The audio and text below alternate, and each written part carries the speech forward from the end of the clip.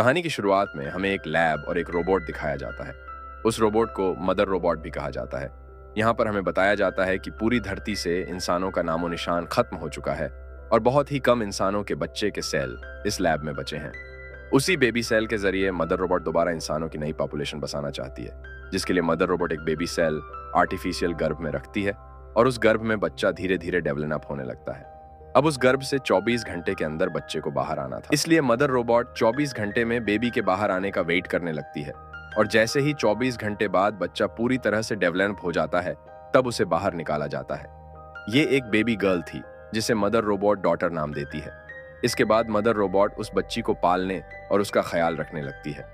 Mother robot इस इंसानी बच्चे को पैदा करके बहुत खुश थी।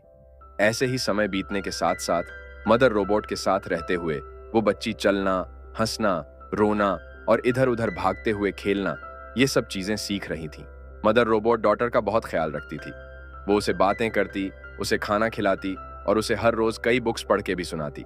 वैसे ही एक दिन डॉटर मदर रोबोट से पूछती है कि मेरे अलावा इस लैब में और कोई बच्चा क्यों नहीं है और धरती पे से सारे इंसान कहाँ गायब हो गए। जिस पर मदर रोबोट उसे बताती है कि इंसानों के बीच बहुत बड़ी जंग हुई थी और इस जंग में सभी इंसान आपस में ही लड़कर मर गए थे। बीतते हुए समय के साथ साथ डॉटर अब बड़ी हो रही थी, इसलिए मदर रोबोट डॉटर को कई विषयों की जानकारी देने लगती है, जैसे कि ब्रह्मांड क्या है, ह्यूमन हिस्ट्री में इंसान कहां से आए और वो कौन थे। ये सब मदर रोबोट डॉटर को बताती है। डॉटर बहुत ही ब्रिलियंट वाली थी। ये सब जानकर वो और ज्यादा नॉलेज इकट्ठा करना शुरू कर देती है। इसके बाद मदर रोबोट उसे लेकर बेबी सेल रूम में ले जाती है, जहां वो डॉटर को दूसरे बेबी सेल को दिखाती है, को बताती है कि धरती पर वातावरण पूरी तरह से खराब हो चुका है, जिसकी वजह से धरती पर इन्फेक्शन फैल रहा है और इसलिए मैं तुम्हें इस लैब से बाहर नहीं जाने दे सकती, क्योंकि इससे तुम्हारी जान भी जा सकती है। जब डॉटर थोड़ी और बड़ी हो जाती है तो मदर रोबोट उसे बताती है कि मैंने तुम्हें इन मशीनों की हेल्प से पैदा किया था। मदर रोबोट डॉटर को कहती है कि तुम्हें इन सारी मशीनों के बारे में जानना होगा और एक अच्छी मदर बनने के लिए प्रैक्टिस करनी होगी, क्योंकि आगे चलकर तुम्हें ही आने वाली नई पॉपुलेशन को संभालना है।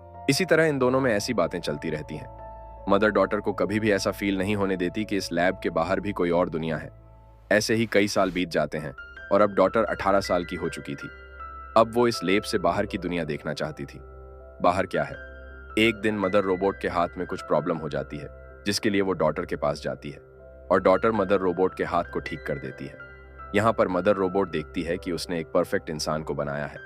डॉटर काफी मजबूत थी और हमेशा दूसरों की हेल्प करती थी। एक दिन डॉटर रात को कुछ वीडियो देख रही थी, वही मदर रोबोट खुद को रिचार्ज कर रही थी कि तभी अचानक से इलेक्ट्रिसिटी चली जाती है। डॉटर मदर रोबोट को ढूंढने जाती है, तभी वो देखती है कि मदर रोबोट चार्जिंग मोड पे है। इस वजह से डॉटर इलेक्ट्रिसिटी को ठीक करने के लिए जैसे ही कंट्रोल रूम में जाती है तो वहां वो देखती है कि एक चूहे ने लाइट की तारों को काट दिया है, जिससे लाइट चली गई थी। चूहे को देखकर डॉटर काफी ज्यादा हैरान और खुश होती है, क्योंकि इससे पहले उसने कोई जिंदा चीज नहीं देखी थी। वो उसे पकड़कर एक बोतल में बंद करके कटी हुई वायर को ठीक करती है। इलेक्ट्रिसिटी आने के बाद मदर रोबोट पूरी तरह रिचार्ज हो जाती है। यहाँ पर डॉटर मदर रोबोट को वो चूहा दिखाती है, जिसे देखकर मदर रोबोट थोड़ा घबराई हुई कहती है कि इस चूहे के अंदर आने का मतलब है कि एयरलॉक में कुछ गड़बड़ है, जिस वजह से बाहर के प्रदूषित हवा हमारी लैब में लीक हो रही है। वह कहती है कि हो सकता है यह चूहा भी इन्फेक्टेड हो। इतना कहते हुए मदर रोबोट डॉटर के सामने ही उस चूहे को जला देती है। डॉटर को मदर रोबोट के इस बर्ताव पर बहुत गुस्सा आता है। कुछ दिन के बाद डॉटर का बर्थडे होता है और मदर रोबोट उसे गिफ्ट देती है। थोड़ी देर बाद मदर रोबोट जब खुद को रिचार्ज कर रही होती है तो डॉटर को एयरलॉक की तरफ से कुछ आवाज सुनाई देने लगती है, लेकिन जब वो वहां चेक करती है तो उसे वहां कुछ दिखाई नहीं देता।